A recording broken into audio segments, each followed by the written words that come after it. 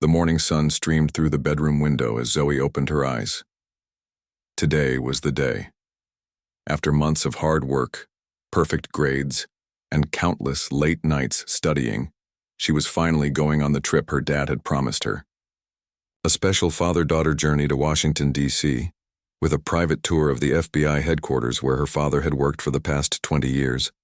Zoe jumped out of bed with an energy that only a 16-year-old with something exciting ahead could muster. Her room was already neat and tidy, a habit her father had instilled in her from a young age. Organized space, organized mind, he would always say. Her suitcase stood by the door, packed and ready since the night before. She quickly brushed her teeth and washed her face, then stood in front of her closet, considering what to wear. This wasn't just any trip. This was her first time flying, first class. Her dad had saved up specifically to make this experience extra special for her. After careful consideration, she chose a neat blue button-up shirt and her favorite jeans. Comfortable for travel, but still looking put together. Downstairs, she could hear her father moving around in the kitchen. The smell of pancakes wafted up the stairs, making her stomach growl. Thomas Johnson was many things. A dedicated FBI agent specializing in civil rights violations, a respected member of the community, and a loving father who made the best pancakes in the world. "Morning, Dad," Zoe called out as she bounded down the stairs, her naturally curly hair bouncing with each step. Thomas turned from the stove, spatula in hand, and smiled at his daughter. At 45, he still stood tall and strong, though the years of service had added flecks of gray to his short dark hair. "Morning, sunshine. Sleep well?" "Barely slept at all," Zoe admitted, sliding onto a stool at the kitchen counter. "I'm too excited." Thomas chuckled, flipping a perfectly golden pancake onto a plate. "Well, make sure you eat a good breakfast. It's going to be a long day." As they ate, Thomas went over their itinerary one more time. "Our flight leaves at 11:30. We should get to the airport by 9 to be safe. That gives us plenty of time to get through security." Zoe nodded, having already memorized the schedule. "And we land in D.C. at 2:45, check into the hotel, and then dinner with Uncle Ray at 7:00. "That's right," Thomas confirmed, impressed by his daughter's attention to detail. "Uncle Ray's excited to see you. Says you've grown a foot since last time." Uncle Ray wasn't really Zoe's uncle, but rather Thomas's former partner at the bureau who had transferred to the D.C. office 5 years ago. He'd watched Zoe grow up and always treated her like family. After breakfast, they loaded their luggage into Thomas's reliable sedan. The drive to the airport was filled with Zoe's excited chatter about all the places she wanted to see in the capital. The Washington Monument, the Lincoln Memorial, the Smithsonian Museums. Her list was long and ambitious. "We've got 4 days," Thomas reminded her with a laugh. "We can't see everything in one trip. Then we'll just have to come back," Zoe replied confidently. Thomas glanced at his daughter, feeling a surge of pride. She had her mother's determination and intelligence, that was for sure. Lisa would have been so proud to see the young woman Zoe was becoming. The thought of his late wife brought a momentary pang of sadness, but it passed quickly. This weekend was about making new memories with their daughter. The airport parking lot was already filling up when they arrived. Thomas found a spot in the long-term parking area, and they made their way to the terminal, rolling their suitcases behind them. The airport buzzed with the energy of travelers coming and going, announcements echoing over the PA system, and the hum of conversations in various languages. Zoe took it all in with wide eyes. They didn't travel often. Thomas's work kept him busy, and raising Zoe on his own meant vacations were usually local. This trip was special in every way. The check-in process went smoothly. When the airline representative handed them their boarding passes, she smiled warmly. "First class to Washington, D.C. You'll be boarding first through Gate 23. Enjoy your flight." Thomas thanked her, and they made their way through security. Zoe couldn't help but notice how her father's demeanor subtly shifted in security settings. His eyes scanned the area continuously, his posture straight and alert. 20 years in law enforcement had ingrained certain habits. Once through security, they found a quiet spot near their gate. They still had almost an hour before boarding would begin. "Want some coffee?" Thomas offered, pointing to a nearby cafe. Or hot chocolate for you? Hot chocolate sounds perfect, Zoe agreed. As Thomas went to get their drinks, Zoe watched the people hustling by. Business people in suits with briefcases, families herding tired children, couples holding hands, each with their own story, their own destination. Thomas returned with the drinks and a small bag. Got you a chocolate croissant? Too. I know it's your favorite. Zoe's face lit up. Thanks, Dad. You're the best. They sipped their drinks and chatted about nothing in particular, simply enjoying each other's company. Thomas rarely got to spend full days with Zoe anymore. Between his demanding job and her increasingly busy schedule of school, debate team, and volunteer work, their time together often came in snippets, dinner conversations, weekend errands, or the occasional movie night. Flight 247 to Washington, D.C. will begin boarding in 15 minutes. First class and passengers needing special assistance may begin boarding at this time. The announcement crackled over the speakers. Thomas gathered their belongings. That's us. Ready? Zoe nodded eagerly, straightening her shirt and running a hand over her hair. She wanted to look the part of a first-class passenger, though she wasn't entirely sure what that meant. They joined the short line at the gate, presenting their boarding passes to the attendant. Enjoy your flight, the woman said with a professional smile, handing the passes back. The jetway stretched before them, leading to the aircraft door. Zoe felt a flutter of excitement in her stomach. This was her first flight in over 3 years and her very first time in first class. At the aircraft door, a flight attendant greeted them warmly. Welcome aboard. First class is to your right. Zoe stepped into the cabin and immediately noticed the difference. The seats were wider, spaced further apart, and looked far more comfortable than what she remembered from her previous flying experiences. The cabin smelled fresh and clean, with soft lighting creating a welcoming atmosphere. Following the numbers, they found their seats, 3A and 3B, a window and an aisle seat. Zoe slid into the window seat, running her hands over the plush armrests, in wonder. This is amazing, she whispered to her father as he settled beside her. Thomas smiled, pleased by her reaction. You deserve it. I'm proud of you, you know. Straight A's all year, winning the regional debate championship, volunteering at the community center every weekend. Not many 16-year-olds show that kind of dedication. Zoe felt a warm glow of pride at her father's words. She had worked hard, and knowing that he noticed meant everything. A flight attendant approached with a tray. Would you like a pre-departure beverage? We have water, orange juice, or sparkling cider. Orange juice, please, Zoe replied, trying to sound casual, as if being offered pre-flight drinks was an everyday occurrence for her. The same for me, Thomas added. As they sipped their drinks, other first-class passengers began to board. Most were business types, men and women in sharp suits with laptops and important-looking documents. A few nodded politely as they passed. Zoe noticed that she was the only teenager in the first-class cabin, but no one seemed to mind.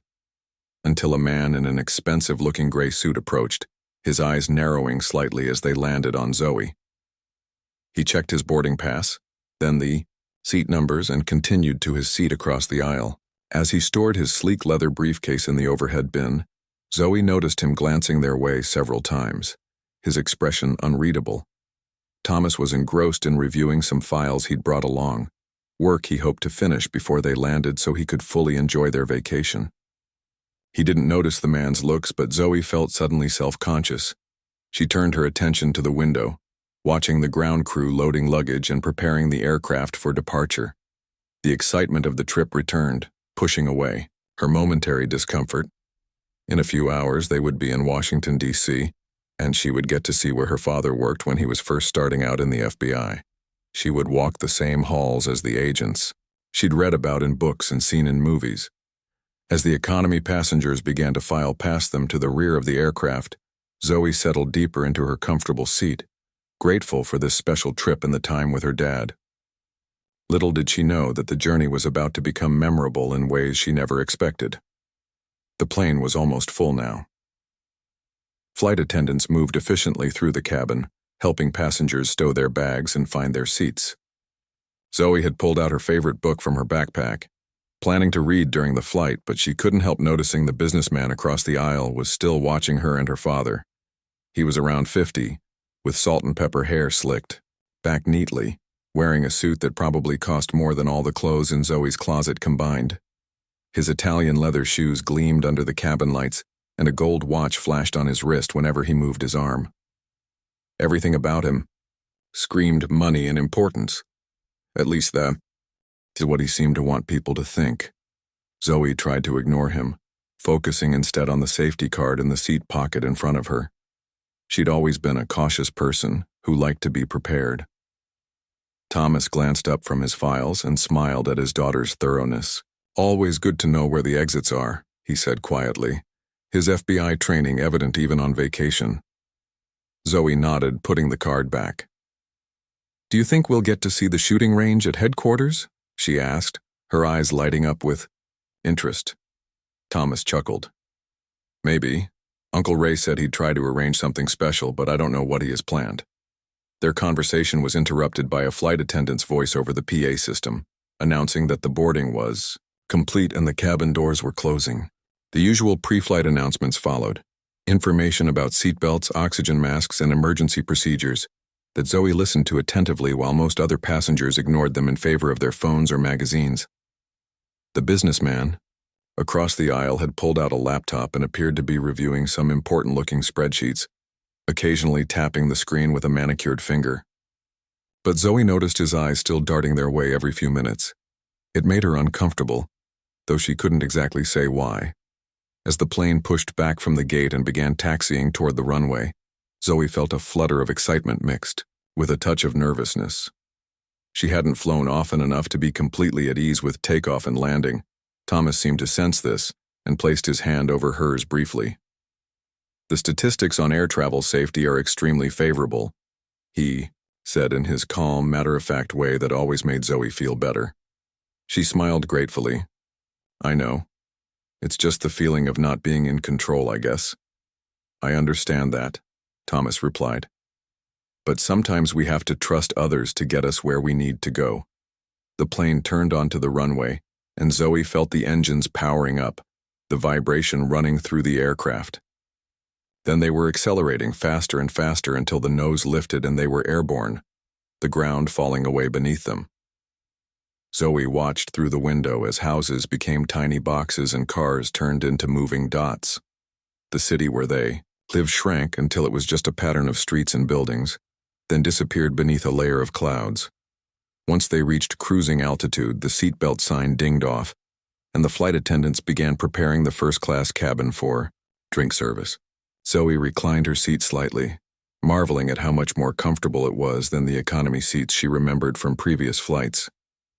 "First-class passengers, would you like to see our beverage menu?" A friendly flight attendant with a warm smile approached their row. Her name tag read Patricia, and she had the poised efficiency of someone who had been doing this job for many years. "Yes, please," Thomas replied. Patricia handed them each a small menu card. "We also have a selection of snacks available. I'll be back to take your orders in a moment." As Patricia moved to the next row, Zoe noticed the businessman across the aisle wave her over imperiously, not even looking up from his laptop as he did so. Patricia maintained her professional smile as she attended to him, but Zoe thought she detected a slight stiffening in the flight attendant's posture. The businessman spoke in a low voice, but the cabin was quiet enough that Zoe could hear snippets of the conversation. "Premium service, paid good money. Expect certain standards." Patricia nodded politely but seemed eager to move on to the next passenger. The businessman, however, wasn't finished. He leaned closer and said something else that Zoe couldn't quite catch, but she saw Patricia's smile falter momentarily before she regained her composure. "I understand, sir," Patricia said, her voice still professional but with a hint of coolness. "I'll be back shortly to take your drink order." As Patricia continued her rounds, the businessman closed his laptop with a sharp snap and turned his attention fully to Zoe and Thomas.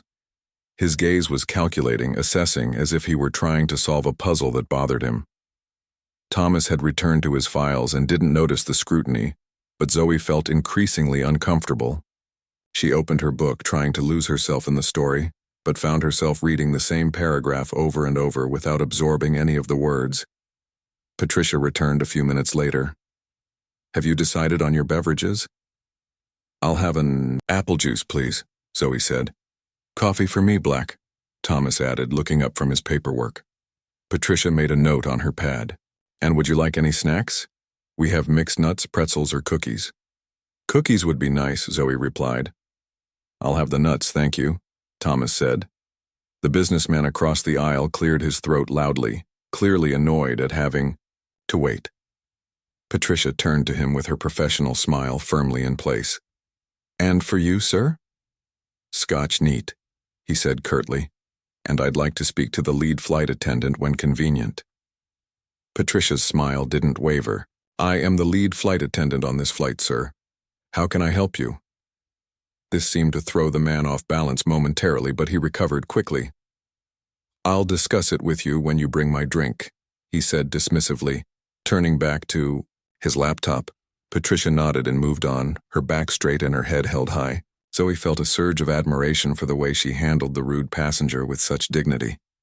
When Patricia returned with their drinks and snacks, she served Zoe and Thomas first, placing a napkin on each of their tray tables before setting down the drinks and snack packets.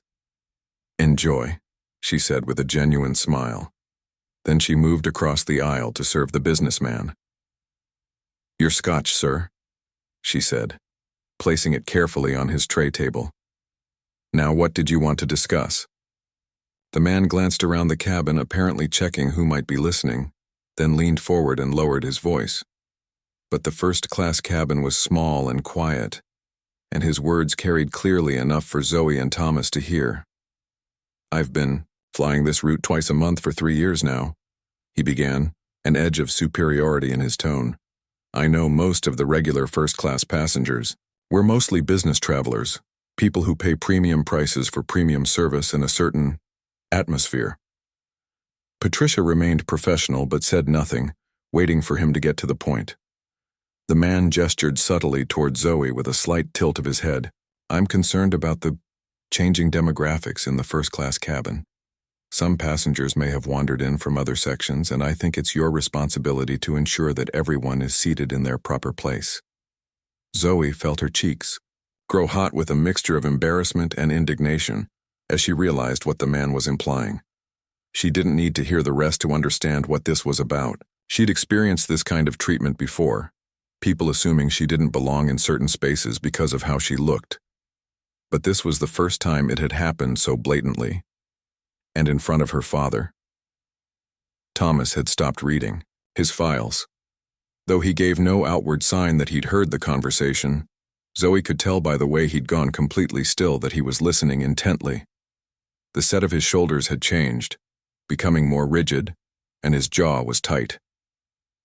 Patricia's expression remained neutral, but her eyes had hardened. "Sir, all passengers in this cabin have valid first-class tickets. Everyone is in their assigned seat." The businessman's voice took on a condescending tone. "I understand you have to say that, but perhaps there was a mistake at check-in. That girl doesn't look like she belongs in first class, and I'd appreciate it if you'd double-check her boarding pass." The cabin had gone noticeably quiet. Other first-class passengers were either pretending not to listen or openly watching the scene unfold. An elderly woman a few rows ahead had turned around in her seat, eyebrows raised in disapproval at the businessman's words. Patricia took a deep breath, her professional demeanor never slipping. "Sir, I can assure you that all passengers have been correctly boarded. If you have concerns about your own seating arrangement, I'd be happy to see if we can accommodate you elsewhere on the aircraft." The implied suggestion that he might be moved rather than Zoe clearly wasn't what the businessman had expected. His face flushed slightly, but he persisted. "That won't be necessary. I'm simply concerned about maintaining the standards of the first-class experience that I've paid for. Surely you understand that some passengers might feel more comfortable in the main cabin." The word "some" hung in the air, its true meaning unmistakable to everyone within earshot. Zoe looked down at her hands, which had balled into fists in her lap. She'd been taught to handle situations like this with dignity. to not let ignorance affect her sense of self-worth. But knowing how to respond in theory was very different from experiencing it in reality, especially in such a public setting, where she felt trapped and exposed. Thomas slowly closed his file folder and set it aside. The movement was deliberate, controlled, but Zoe recognized the signs of her father's anger, not in dramatic displays, but in the careful precision of his movements, the way he took a measured breath before acting.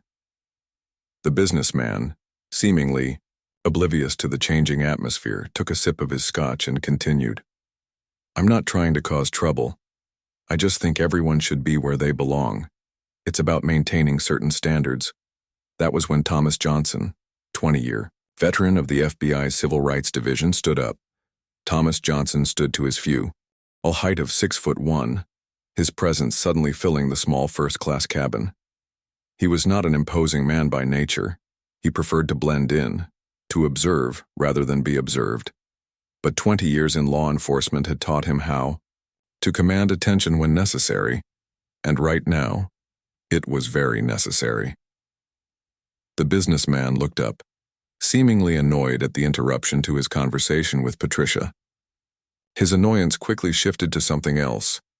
Not quite fear, but a wary recognition that he might have miscalculated the situation. "Excuse me," Thomas said, his voice calm but carrying throughout the now silent cabin. Every passenger within earshot had stopped what they were doing to watch the scene unfold. "I couldn't help overhearing your concerns about the proper seating arrangements." The businessman straightened in his seat, adjusting his tie in what seemed like a nervous gesture. "This is a private conversation between myself and the flight attendant," he said, trying to sound authoritative but not quite managing it. Thomas nodded slowly.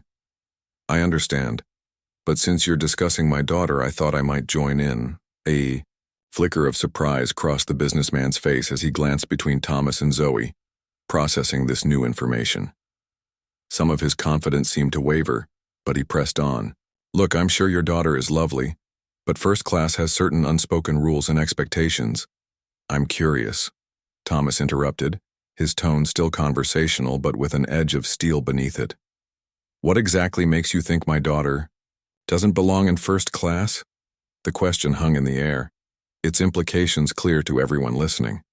The businessman shifted uncomfortably in his seat. "I simply meant that young people often prefer to be in the main cabin where they can be less restricted."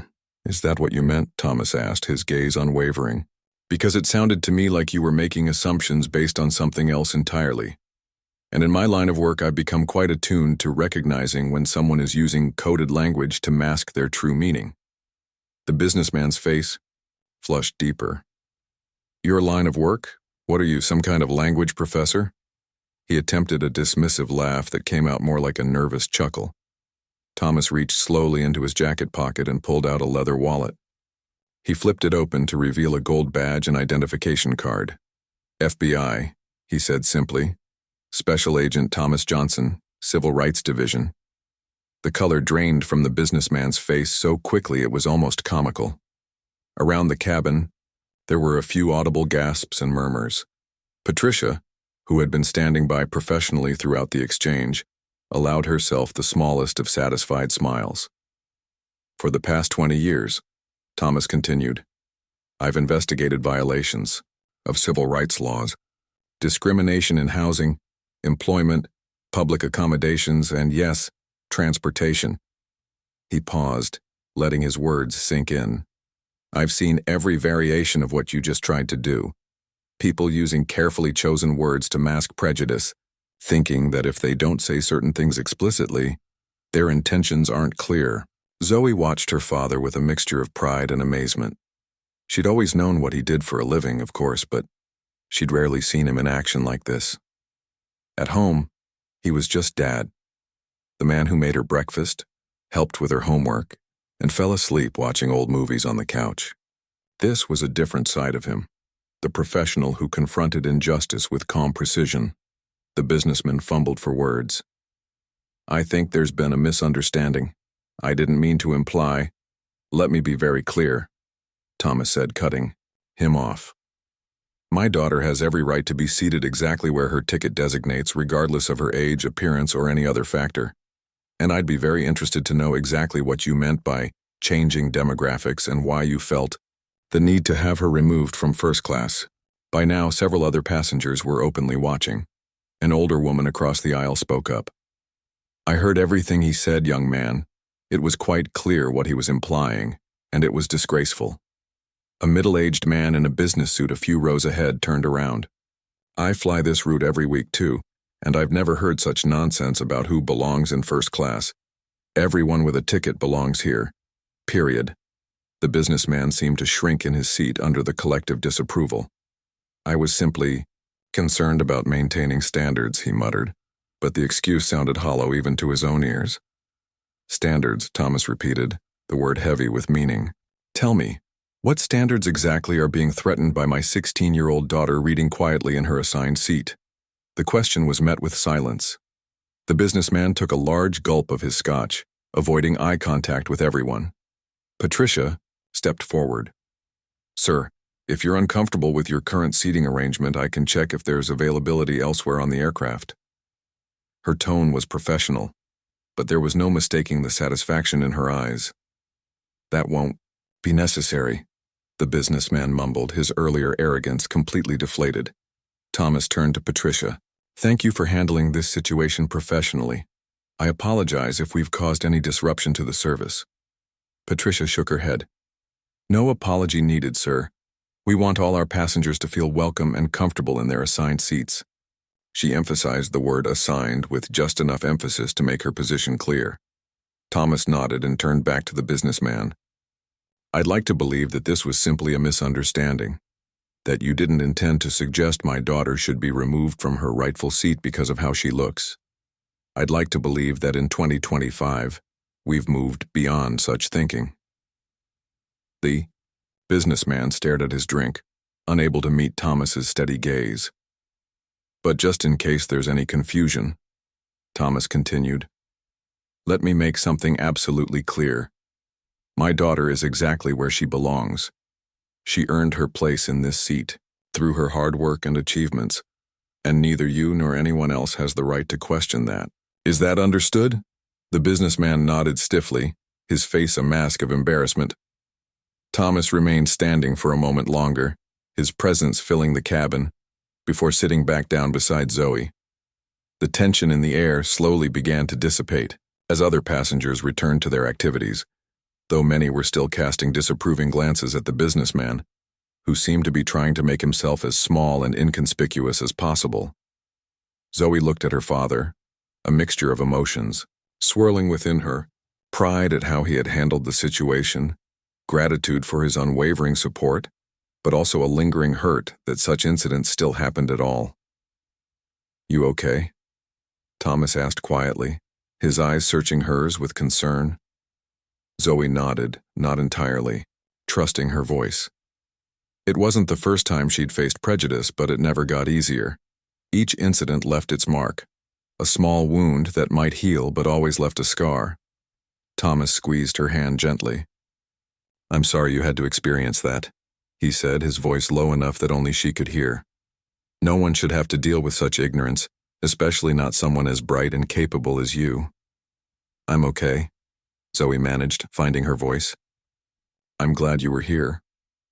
I wish I could always be there when you face situations like this, Thomas said, a note of sadness in his voice. But the reality is, there will be times when you'll have to stand up for yourself on your own. Zoe nodded, understanding what he meant. So she was growing up, and as much as her father wanted to protect her from the world's ugliness, he couldn't shield her forever. But know this, Thomas continued, his expression serious. You never have to doubt your worth or your right to take up space in this world. Never let anyone make you feel like you don't belong somewhere, because you belong anywhere your dreams and hard work take you. The wisdom in his words settled over Zoe like a warm blanket. Her father had always been her rock, her constant supporter, but it wasn't just his love that gave her strength. It was his unwavering belief in justice and equality, principles he lived by every day. Patricia approached their row again. This, time with a warm smile that reached her eyes. "I want to apologize for that unpleasant experience," she said quietly. "It's not representative of how we view our passengers." "No apology necessary," Thomas assured her. "You handled it perfectly." Patricia glanced over at the businessman, who was now deeply engrossed in his laptop, clearly trying to avoid further interaction with anyone. "We get all types on these flights," she said with a small sigh. "Unfortunately, some people think their ticket price buys them the right to dictate who sits next to them." "It's not your fault," Zoe said, finding her voice stronger now. "You stood up for me before my dad did." Patricia smiled at her.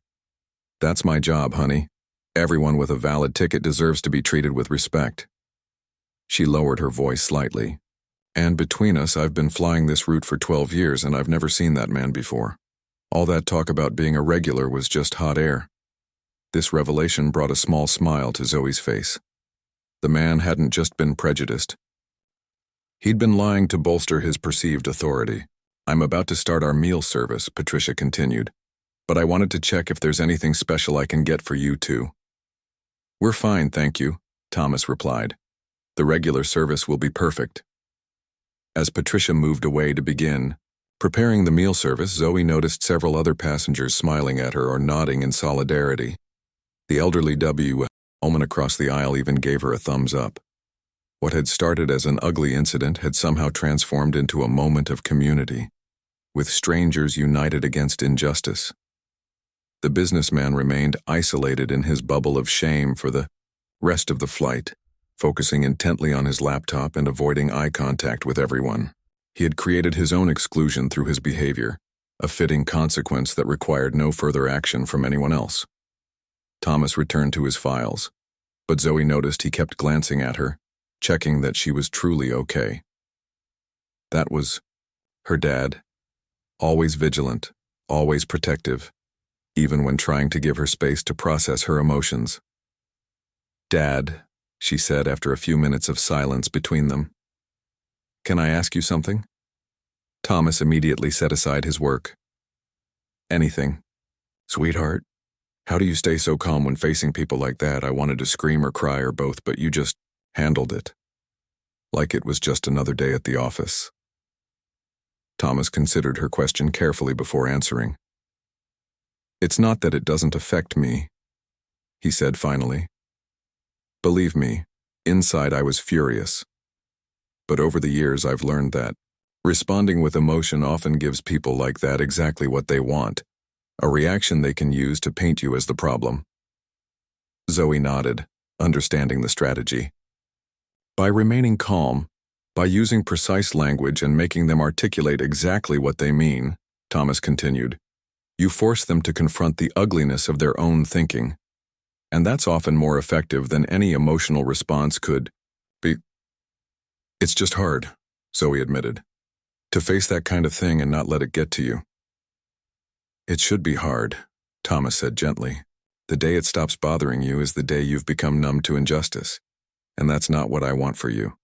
I want you to feel it, to recognize it for what it is, but then to use that feeling as fuel for change, not as a weight that drags you down."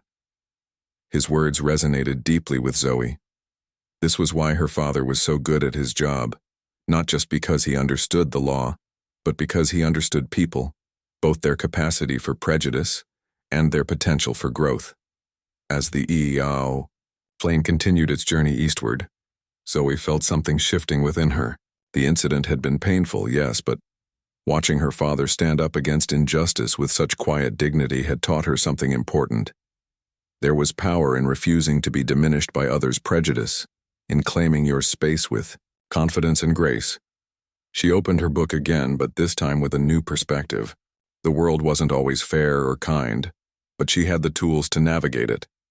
Tools her father had been carefully giving her all her life, preparing her for moments just like this one. The meal service began about 30 minutes after the confrontation. Patricia and another flight attendant wheeled a cart down the narrow aisle, distributing hot towels for passengers to freshen up before eating. The small ritual of luxury was something Zoe had never experienced on a flight before, and despite the earlier unpleasantness, she found herself enjoying the novelty of it.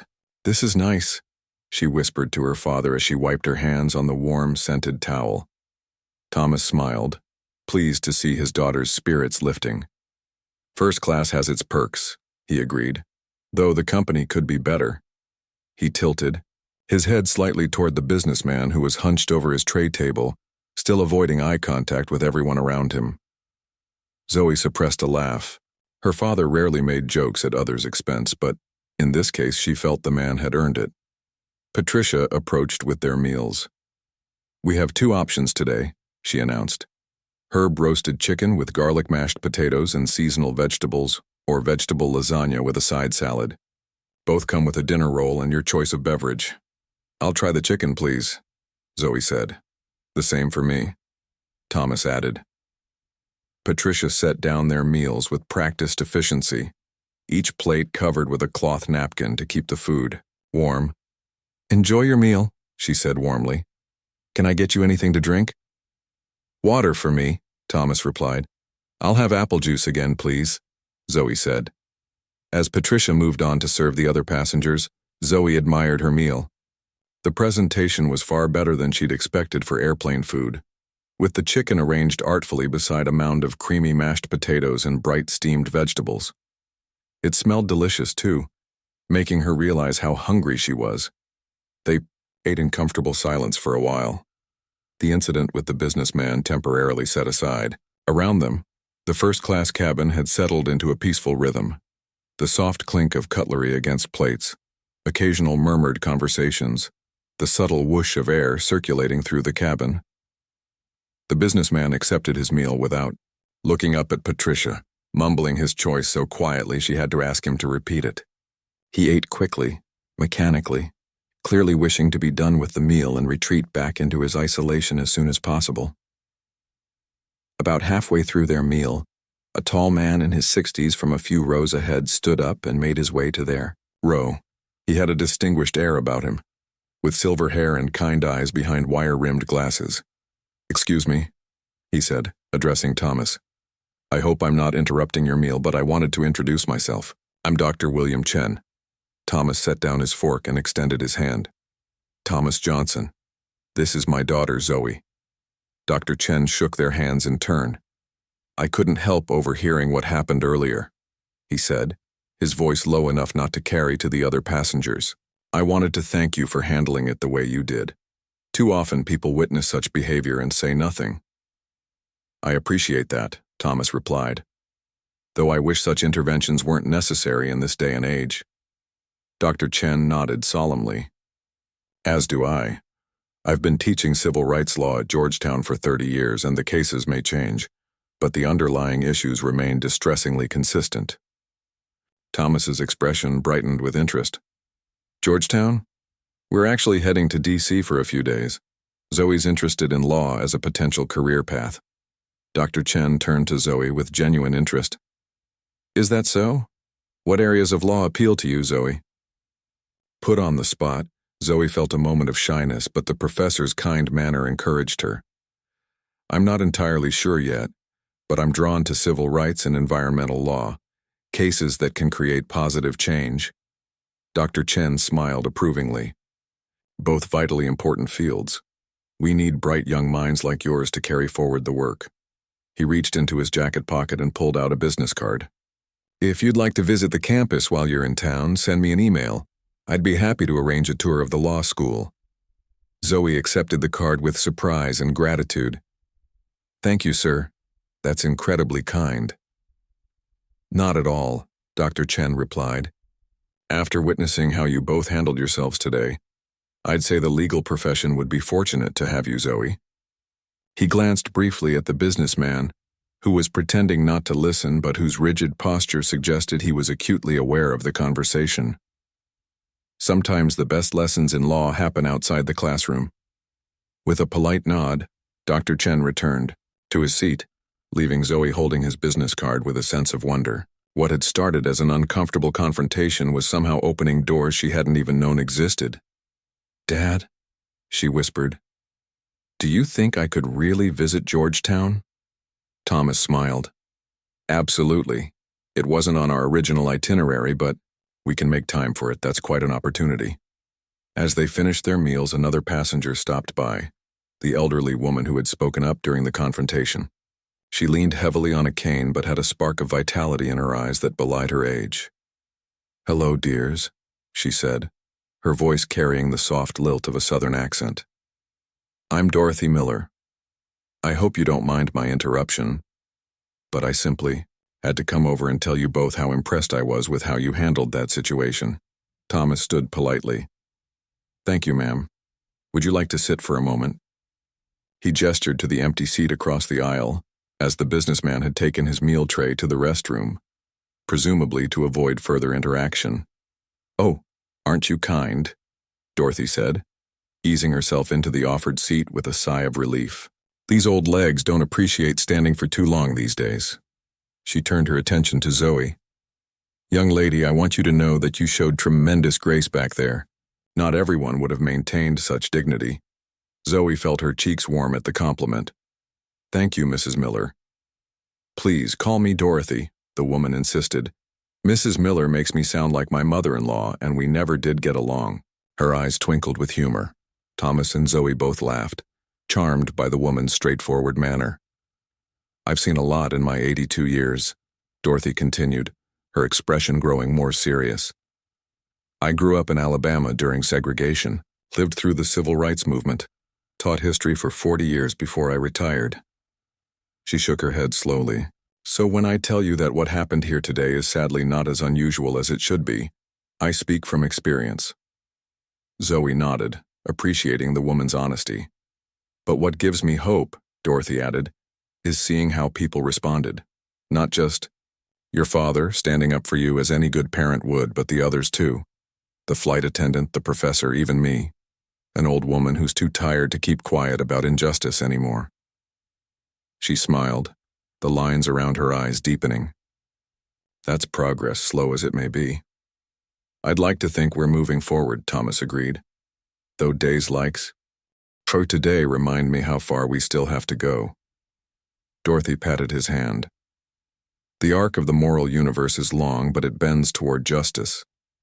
Dr. King said that, and I've held on to those words through many dark times." She straightened slightly, in her seat.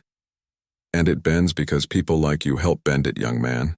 The businessman returned from the restroom, pausing awkwardly when he saw Dorothy in his seat. His discomfort was palpable as he hovered in the aisle, uncertain how to proceed. Dorothy looked up at him, her expression not unkind but firm. "I believe this is your seat, sir. I was just having a lovely chat with these fine people." The man nodded stiffly, clearly torn between wanting his seat back and not wanting to engage with anyone involved in his earlier humiliation. "I should return to my seat anyway," Dorothy said, slowly rising to her feet. Thomas stood quickly to offer his arm for support, which she accepted with a grateful smile. "Such a gentleman. They don't make many like you anymore."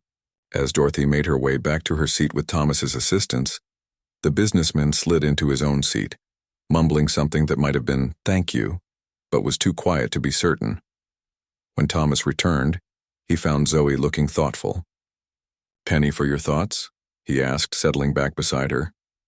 "I was just thinking about what Dorothy said about progress being slow but real," Zoe replied. "Do you think that's true? That things are actually getting better?"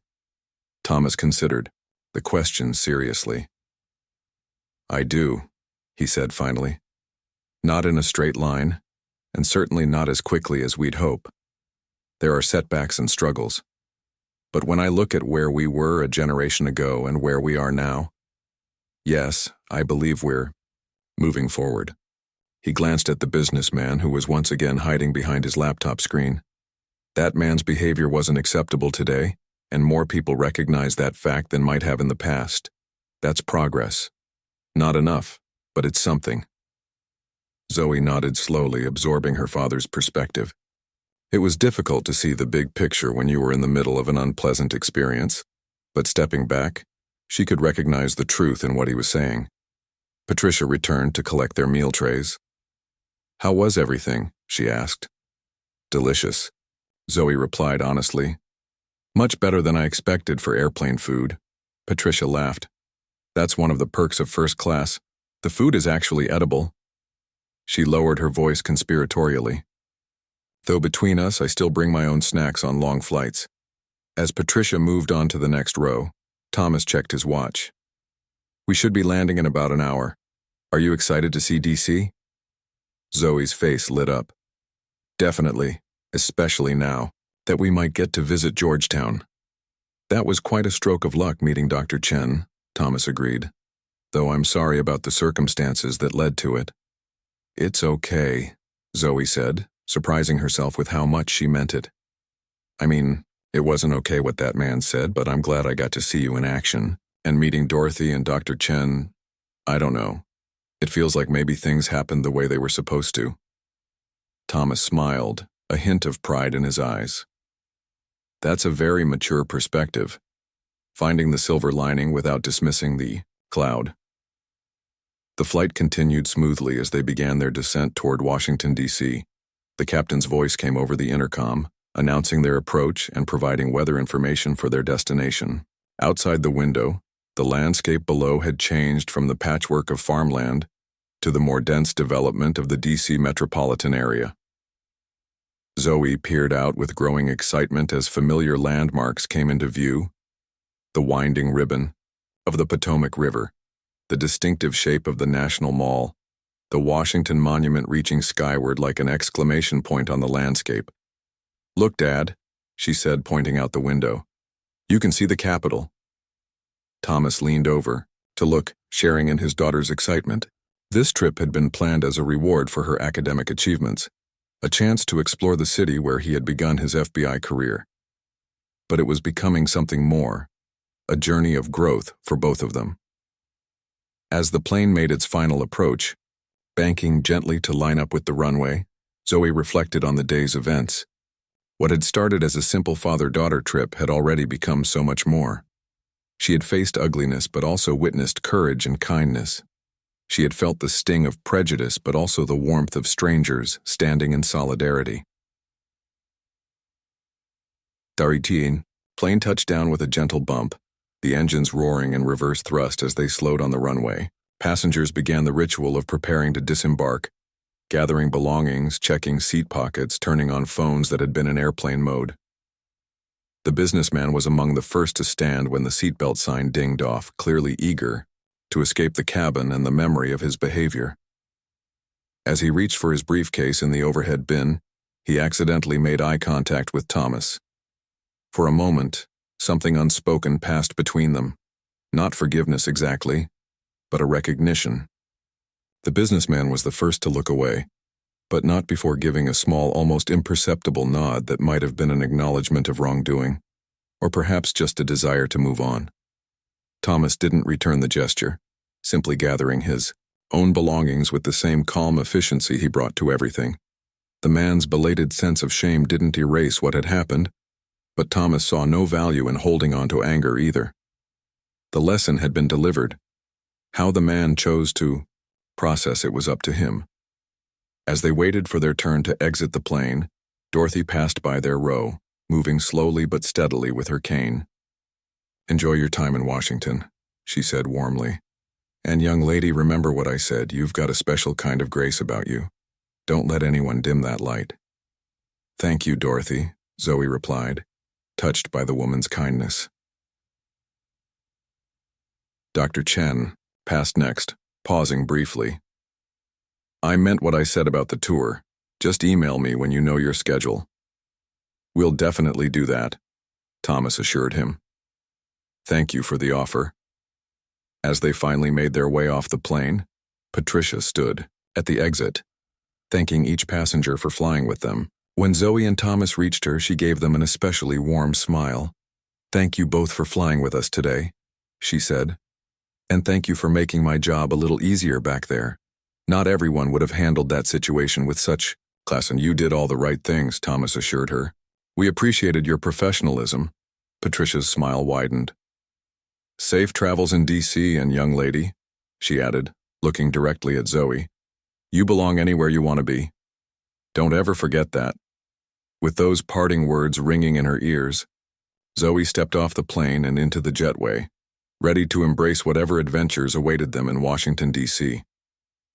Not just the sightseeing and tours they had planned, but the unexpected opportunities that had already begun to unfold. As they walked through the terminal, Thomas put his arm around his daughter's shoulders. "Proud of you, kiddo," he said simply. Zoe leaned into her father's side, drawing strength from his steady presence. "Proud of you too, Dad." Together they headed toward baggage claim, leaving behind an unpleasant encounter but carrying forward the more important lessons it had taught them, about standing up for what's right, about dignity in the face of prejudice, and about the small but significant ways that progress happens, one person, one moment, one flight at a time. The Washington, D.C. airport buzzed with activity as Zoe and Thomas made their way to baggage claim. After collecting their luggage, they headed outside to catch a taxi to their hotel. The late afternoon sun cast long shadows across the pavement, and the air had that particular crispness that comes with early fall on the East Coast. "Uncle Ray said he'd meet us at the hotel lobby at 7, Thomas reminded Zoe as they settled into the back seat of a taxi. "That gives us about 3 hours to check in, freshen up, and maybe take a short walk around the neighborhood." Zoe nodded, her mind still processing everything that had happened on the flight.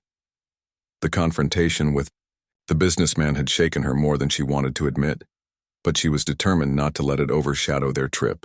"Dad," she said after a moment, "do you think that man will change after today? Or will he just be more careful about saying those things out loud next time?" Thomas considered the question thoughtfully. It was like Zoe to dig deeper, to look beyond the surface of a situation to its root causes and potential long-term effects. It was one of the qualities that made him think she might indeed have a future in law if she chose that path. "That's a good question," he finally replied. "People can change, but they usually need more than one experience to truly transform their thinking. What happened today might make him think twice about his assumptions, or it might just make him more cautious about expressing them publicly. Real change takes time and often requires a person to actively want to change." Zoe looked out the window at the passing scenery as she absorbed her father's words. The Washington Monument rose in the distance, a stark white needle against the blue sky. "I hope he thinks about it at least," she said quietly. Thomas reached over and squeezed her hand. "You know what gives me the most hope? That so many people on that plane recognized his behavior as wrong. Dorothy, Dr. Chen, Patricia, the other passengers who spoke up or showed support. They all demonstrated that his views aren't acceptable in today's society. That's progress, even if it doesn't feel like enough sometimes." The taxi wound its way through the city traffic, finally pulling up in front of their hotel, a mid-range place Thomas had chosen for its central location rather than luxury. After paying the driver and collecting their bags, they headed inside to check. And the hotel lobby was modern and welcoming, with comfortable seating areas and a small cafe in one corner. The receptionist greeted them with a professional smile. "Welcome to the Capitol View Hotel. Do you have a reservation?" "Yes, under Johnson," Thomas replied, presenting his ID and credit card. The check-in process went smoothly, and soon they were on their way to the 6th floor. Their room was spacious and clean, with 2 queen beds, a desk by the window, and a view of the city skyline. "This is nice," Zoe commented, setting her suitcase on the luggage rack and moving to the window to take in the view. From here, she could see parts of the National Mall in the distance, with people looking like tiny dots moving along its paths. Thomas checked his watch. "We've got about 2 hours before we need to head down to meet Ray. Want to take a quick walk around the area? Get our bearings a bit?" "Sure," Zoe agreed readily. "Just let me freshen up first." While Zoe was in the bathroom, Thomas's phone buzzed with an incoming text. It was from Ray. "Looking forward to seeing you both tonight. Bring your appetite. Got us reservations at that Italian place I told you about. P.S. all set for the special tour tomorrow. They're rolling out the red carpet for you two." Thomas smiled as he typed a reply. "Perfect. See you at 7. Zoe will be thrilled about the tour." When Zoe emerged from the bathroom, having washed her face and changed into a fresh shirt, Thomas was sitting on the edge of his bed, a thoughtful expression on his face. "Everything okay, Dad?" she asked, noticing his pensive mood. Thomas looked up and smiled. Everything's fine. Just thinking about something Ray texted. He's got some special plans for our FBI headquarters tour tomorrow. Zoe's eyes lit up with interest. What kind of special plans? He didn't say exactly, but knowing Ray, it'll be something good. Thomas stood and stretched. Ready for that walk? They headed out into the late afternoon sunshine, deciding to stroll toward the National Mall since it wasn't too far from their hotel. The sidewalks were filled with a mix of tourists and locals, government workers heading home after their day, families with maps and cameras, joggers making their way along planned routes. As they walked, Zoe took in the sights with eager eyes. Washington, D.C. had a different energy than their hometown, more formal in some ways with its neoclassical architecture and monuments, but also vibrant with the pulse of politics and history being made daily. They passed a small park where a group of college students was playing frisbee, their laughter carrying on the breeze. An elderly couple sat on a bench nearby, feeding birds and watching the game with smiles on their faces. The scene was so peaceful, so normal, that it helped wash away some of the lingering discomfort from the flight. You know, Zoe said as they paused at a crosswalk, waiting for the light to change. I've been thinking about what I want to do when we get back home. Oh? Thomas raised an eyebrow, curious. What's that? I want to start a diversity and inclusion club at school, Zoe said, the idea clearly having been forming in her mind for some time. We talk about these issues in social studies sometimes, but I think we need a space specifically dedicated to discussing them and taking action. Thomas felt a surge of pride at his daughter's initiative. That sounds like an excellent idea. Have you thought about who might sponsor it? You'll need a teacher to supervise. Zoe nodded. Ms. Patel, my history teacher. She's always encouraging us to think critically about social justice issues. I think she'd be on board. The light changed, and they crossed the street, continuing their conversation as they walked. Thomas listened as Zoe outlined her vision for the club, not just discussions but community outreach, awareness campaigns, perhaps even coordinating with similar clubs at other schools for larger events. What made you think of this now? Thomas asked, though he suspected he knew the answer. Zoe kicked at a pebble on the sidewalk. Today, partly, but it's been on my mind for a while. There was an incident at school last month. Nothing as direct as what happened on the plane, but Maya from my math class overheard some kids making comments about her hijab. I wish I'd known better how to support her then.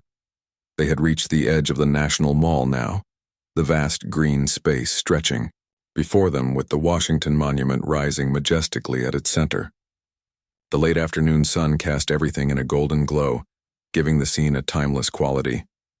You know what I think? Thomas said, finding a bench where they could sit and admire the view. I think you're going to change the world someday, Zoe Johnson.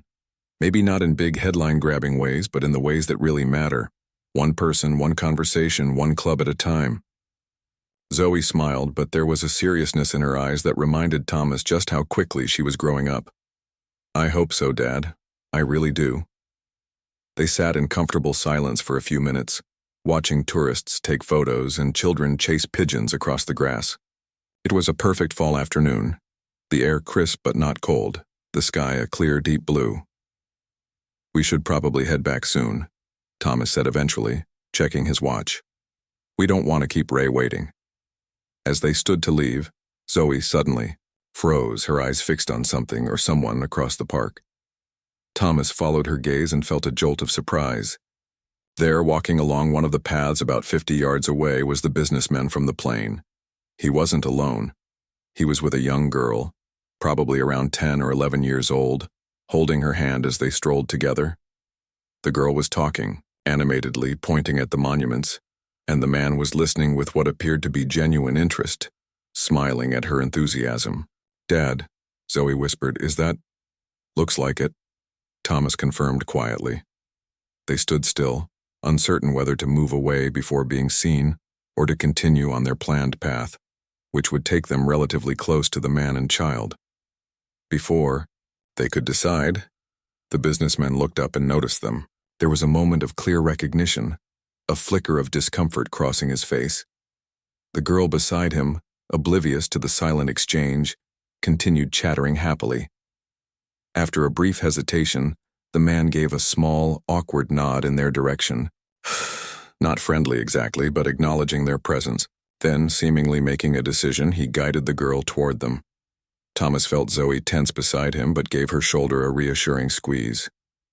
"It's okay," he murmured. "Let's see what happens." As the man approached, Thomas could see the internal struggle playing out on his face. Embarrassment, discomfort, but also something else, something that looked almost like resolve. "Hello," the man said when they were close enough to speak without raising their voices. His tone was formal but not hostile. "I, didn't expect to run into you here." "It's a small world," Thomas replied neutrally. The businessman cleared his throat nervously. "This is my niece, Lily. She's visiting from Chicago. I'm showing her the sights." Lily, a cheerful girl with freckles and pigtails, smiled brightly at them. "Hi, are you tourists too? Have you seen the dinosaurs at the Natural History Museum?" "Yet? They're awesome." Despite herself, Zoe couldn't help smiling at the girl's enthusiasm. "Not yet, but it's on our list." The businessman seemed to be gathering his courage for something. Finally he spoke, his voice low enough that his niece, who had become distracted by a nearby squirrel, couldn't hear. "I wanted to apologize for my behavior on the plane," he said, the words clearly diffy. Cult for him. "It was inappropriate, unacceptable, really. I've been thinking about it all afternoon." Thomas studied the man's face, looking for signs of sincerity. What he saw appeared genuine. Real discomfort, yes, but also what seemed like authentic regret. "I appreciate the apology," Thomas said after a moment, "but I'm not the one who deserves it most." The businessman nodded, turning his attention to Zoe. "You're right. Young lady, I'm truly sorry for how I acted and what I said. There's no excuse for it." Zoe stood a little straighter, meeting the man's gaze directly. "Thank you for apologizing," she said simply, her voice steady and mature beyond her years. An awkward silence followed, broken by Lily's return to her uncle's side. "Uncle Robert, can we get ice cream before we go back to the hotel, please?" The man, Robert, smiled down at his niece, his expression softening. "Sure, sweetheart. Just a few more minutes, okay?" As Lily skipped off to look at something else nearby, Robert turned back to Thomas and Zoe. "My sister would kill me if she knew how I behaved today," he admitted. "She's raised Lily to be so much better than that. Better than me, clearly." He paused, seeming to struggle with his next words. "I've never really examined some of my assumptions before. That professor on the plane, he gave me his card before he left. Said if I was ever interested in learning more about implicit bias, he runs workshops through the university." Thomas raised an eyebrow, genuinely surprised. "And are you? Interested, I mean?" Robert shrugged uncomfortably. "I don't know. Maybe. Probably should be, right?" He glanced at his niece, who was now trying to coax a squirrel closer with an empty hand. "For her sake, if nothing else, kids pick up on everything." "They do," Thomas agreed. "And they're watching us all the time, learning how to be in the world." Robert nodded, his gaze returning to Thomas and Zoe. "Well, I won't keep you, when I saw you, I felt like I needed to say something. Clear the air, I guess." "I appreciate that," Thomas said. "It takes courage to acknowledge when you're wrong." Robert gave a small, self-deprecating smile. "Not as much courage as it takes to stand up to someone who's wrong." He nodded toward Zoe. "You've got a remarkable daughter, Agent Johnson." "I know," Thomas replied simply. With a final nod, Robert turned to rejoin his niece. "Enjoy your time in D.C., he said over his shoulder. And then he was gone, walking hand in hand with Lily toward an ice cream vendor in the distance. Zoe and Thomas stood watching them for a moment before resuming their walk back toward the hotel. "Do you think he meant it?" Zoe asked after they'd gone a block or two. "The apology, I mean." Thomas considered the question carefully. "I think he did, yes.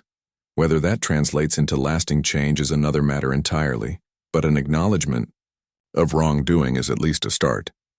They walked in thoughtful silence for a while, each processing the unexpected encounter in their own way. The city around them continued its everyday rhythms, cars honking in traffic, tourists consulting maps, office workers hurrying home, life moving forward in all its complexity. As they approached their hotel, Thomas checked his watch again. "We've got about 45 minutes before we need to meet Ray. Want to rest a bit before dinner?" Zoe nodded, suddenly aware of how tired she was after the emotional day. The confrontation on the plane, the arrival in D.C., the unexpected apology, in the park. It was a lot to process. Back in their room, Zoe kicked off her shoes and stretched out on her bed, staring up at the ceiling. Thomas sat at the desk checking emails on his phone, giving his daughter the quiet space she clearly needed. After several minutes of silence, Zoe spoke. "Dad?" Thomas looked up from his phone. "Today was a lot, but I'm glad we're here. Together, I mean." Thomas smiled, his heart full of love for this remarkable young woman who was his daughter. "Me too, kiddo, me too. And I'm even more excited about the FBI tour tomorrow. Seeing where you started your career, understanding more about what you do and why it matters." Zoe sat up, her expression earnest. "I think maybe I understand it better now after today. Why your work is so important." Thomas moved to sit beside her on the bed. "The law is just a framework, Zoe. It's the people who give it meaning. The people who enforce it, yes, but also the people who live by its principles even when no one's watching. People like Dorothy on the plane, or Patricia standing up for what's right even when it would have been easier to ignore the situation." Zoe nodded, absorbing his words. "And people like you," she added softly. Thomas put his arm around her shoulders. "The world isn't perfect, Zoe. What happened today proves that. But it's also full of good people trying their best to make things better. Remember that, okay? On the days when it all seems overwhelming." "I will," Zoe promised. "And I'll try to be one of those people too." "You already are," Thomas assured her, his voice thick with pride. "You absolutely already are." They stayed like that for a moment, father and daughter, drawing strength from each other as they had always done. Then Thomas stood, glancing at his watch one more time. "We should get ready to head down. Ray's probably already waiting in the lobby. He's always early." Zoe nodded, swinging her legs off the bed and standing up. "Just give me 5 minutes to change." As Zoe disappeared into the bathroom to freshen up, Thomas moved to the window, looking out at the city spread before him. Washington, D.C., with all its history and power, its monuments to democracy and justice. The city where he had begun his career as a young, idealistic FBI agent, determined to make a difference in the world. And now he was back, with his daughter, who carried that same fire for justice within her. The day had not gone as planned. The confrontation on the plane had seen to that, but somehow it had become something more meaningful than a simple sightseeing trip. It had become a lesson in standing up for what's right, in dignity under pressure, in the slow but real progress of human understanding. As the sun began to set over the Capitol, painting the sky in shades of pink and gold, Thomas felt a deep sense of peace settle over him. There would be more challenges ahead for both him and Zoe. The world was still far from perfect. But today, in this moment, watching his daughter emerge from the bathroom with renewed energy and excitement for the evening ahead, Thomas Johnson knew one thing with absolute certainty: the future was in good hands.